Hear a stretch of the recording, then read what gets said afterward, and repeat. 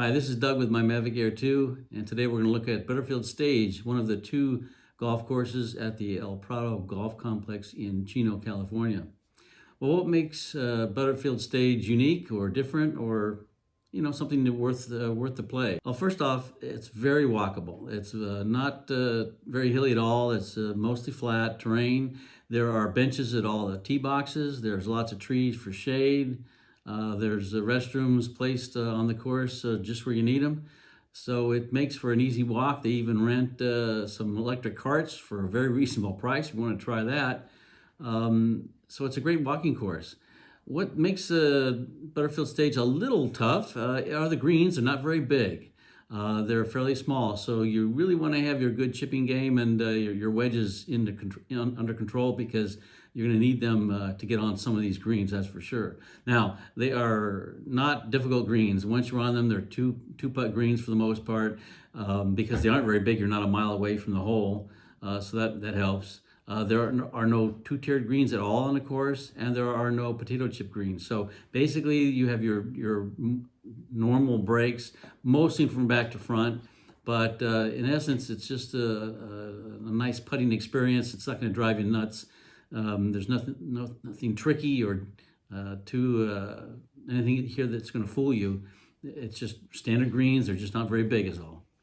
Well, without further ado, let's get into the course and take a look at it. Oh, I would also like to add that the price here is very reasonable. When COVID came along, a lot of the courses had to shut down for a while, and when they came back online, they raised their prices to cover their expenses and maintenance and so on, and I understand that.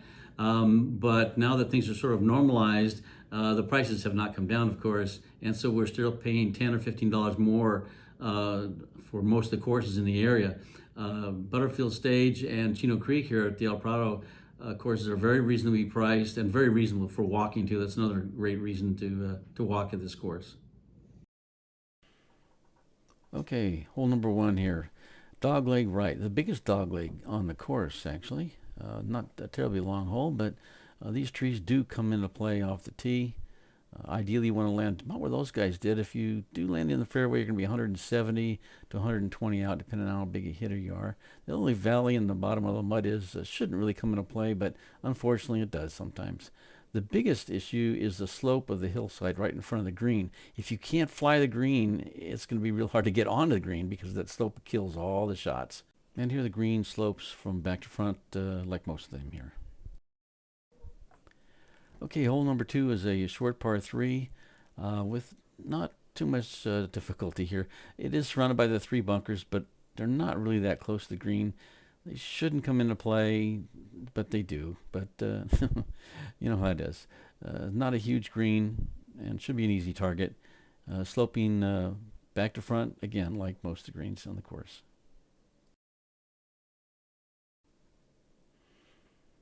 Okay, hole number 3. Relatively short dogleg right. Only made a dogleg by those trees on the right, which do come into play. If you get a good drive, you're going to be 170, 150, 140 out, depending on how long you hit it.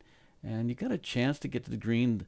The bunkers are just wide enough to give you a decent opening to get it onto this green, if you can, get it out there. Once you get here, it's one of the a little bit tricky green. There's a slope of the green from the back to the front and a little bit from the right to the left. Okay, number 4, a long par 4. So really, for most of it's really a par 5 the way it's set up. The bunker there a little bit in play, definitely. But the kicker is here, if you get a nice drive, you might be over here on the right side a little bit, and that actually puts this tree in the way. So if you go a little bit too far right, you might think you have a good drive, but that tree will be blocking off your next shot. It's pretty much a layup hole for most of us anyway. They end up down here about where these guys are, somewhere within 100 yards, and you should be able to get on the green from there and get a nice chance at a par putt if you can just make a 1 putt out of it. And it does slope from the front to the back. Okay, number 5 here, 384 yards, fairly long. What makes this interesting is the creek down at the bottom here. This is not Chino Creek, but it's still a creek. And on a decent day with the hard fairways, you can roll the ball down into that, or at least get it really close. And the slope of the fairway also goes off to the right. So getting into those trees on the right is an issue. Then the next issue you've got is you've got an awkward stance, and now you're trying to hit the ball uphill because of the sloping away from the green here. So it's tough to get here in too. It's a long hole, and it's uphill at the end, so not an easy hole to get on in regulation, that's for sure. Okay, number 6 is our first true par 5. Pretty wide open, a lot of room in the fairway. The bunker on the right, maybe comes into play sometimes, but it really shouldn't. It just pretty much just hit it down here somewhere. You can see its second shot's going to be, again, pretty wide open. Favor the left side just a tiny bit because we tend to push it to the right, most of us. Now what's going to start to get interesting is there's a little hump over here that gets in the way on your third shot or your second shot, and then your lake over here that you can't really see very well from out there. So your third shot is going to have some issues if you can't get it all the way to the green. So be aware of those two obstacles. The green itself, breaking towards the water over here. Okay, number 7 is a decently long par 3, and you can see that bunker over on the right. Because of the distance, that bunker is definitely in play. It gets a fair amount of action. So try to avoid it if you can. Otherwise, it's a pretty basic hole, sloping from back to front. Okay, number 8 looks narrow off the tee. It's not really as bad as it looks, but it's maybe one of the tighter holes on the course. You put it down here about where these guys did. He's still 200 yards out, so he's got a ways to go. If a better drive will get you down to about 160, 150 out. That pond in the left really should not come into play. So if you go in there, you've made a bad mistake. The green is sort of tricky because it's very subtly breaking to the left when you get up there on the back side of the green. The front side of the green breaks to the front, but the break on the left is definitely there. Okay, number 9 is a par 5, not terribly long, so you have a chance to actually get on in 3 if you can just muster 3 good shots. The bunkers on the right are definitely in play, so be aware of that. A good drive will put you right down in this area here. The second shot, you got to be aware there's a pond over here that just you don't notice when you're playing, but it's definitely there, and you got to watch out for it. But if you get a nice second shot, you're going to be down 150. You might even be a little closer if you get a really good second shot. But be aware, this bunker in front is definitely a hazard. It gets in the way. A lot of balls get into that bunker. If you can avoid that and get your ball onto the green in 3, you can have a chance at a nice par, maybe even a birdie. Okay, I'm going to describe number 10 as a fun little hole because it's not very long, 346. Your drive is going to get down here approaching this little creek, but hopefully not getting into it. It really shouldn't unless you're a good hitter. But you now have to hit the ball up to the screen, and you've got this sloping fairway in the front of the green that really slows down your ball. Getting it on in 2 is no guarantee. It can be done, certainly, but not as easily as you would hope. The green itself slopes from back to front and is definitely a 2-part green, or 2-putt green. Okay, number 11, a medium length par 4. You have a chance, if you can get a couple good shots, to be on in regulation, which would be nice. There is a small mound here that used to be a bunker, but now it's just a mound. It gets in the way a little bit, so it forces you to play off a little bit to the right, but that's really okay. Not going to be bad over there. The trees don't come out into the fairway too much, so it doesn't really block you off. The bunker over here on the left does come into play. It's definitely something to be aware of. The green itself slopes from back to front in the middle of the green, but in the back of the green it slopes to the left, so be aware of that slope. Okay, number 12, 509 yards. Because the fairway is usually hard, especially in the summertime, you're going to be able to get a fair amount of distance on here, and it is reachable in 3 for us shorter hitters. So that's good news. The bunkers on the left can come into play, but generally we tend to move it to the right, so it's not too much of an issue. The second shot is going to put you down here to about the 150-yard marker or so. That pond, it shouldn't come into play, really. 150-yard markers right there as we fly over that. From here, if you can get yourself onto that green in 2, that'd be great. It's not too tricky of a green.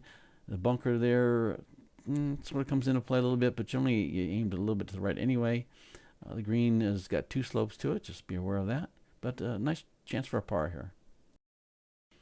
Okay, number 13 is about the tightest off the tee on the course.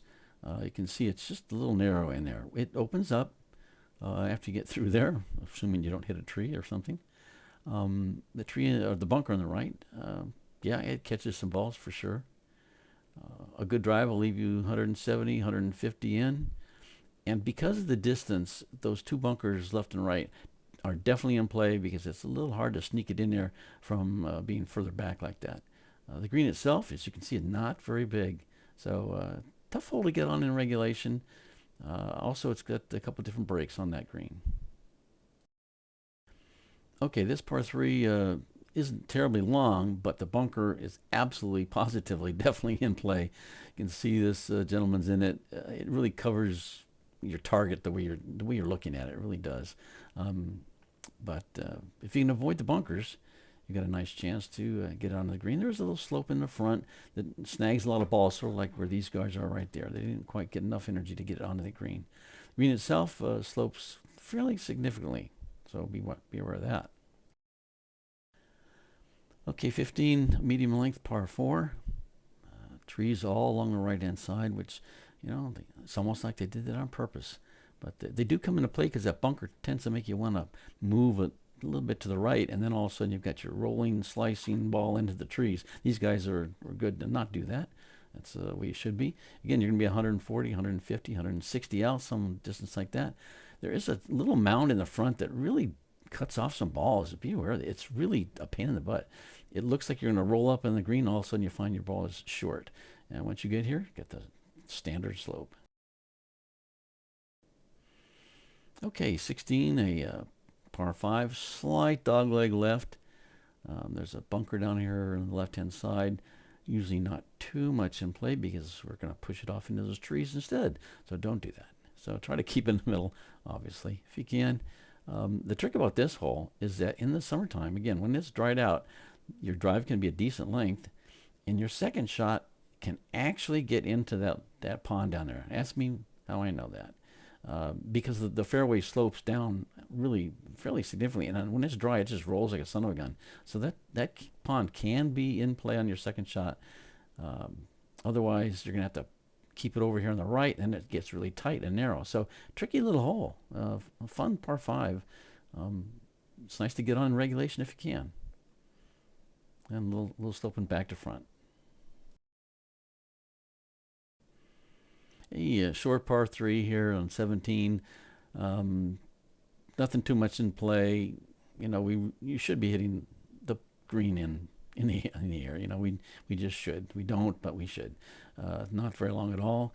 And the green is actually decent size. So take an extra club. Make sure you get on there. It does slope from back to front, and your ball's not going to go too far if you take an extra club. So that's what I'd suggest. Okay, we're finishing up on 18 here. A medium length par 4. There's a mound on the right. Stay away from that. Just hit it, favor the left side a little bit. Won't hurt you over there at all. Just get it down here. Fairly roomy, so not too much of an issue. That bunker on the left can come into play because we're further back. We're probably going to be 170 to 140 out, so that bunker can get some action.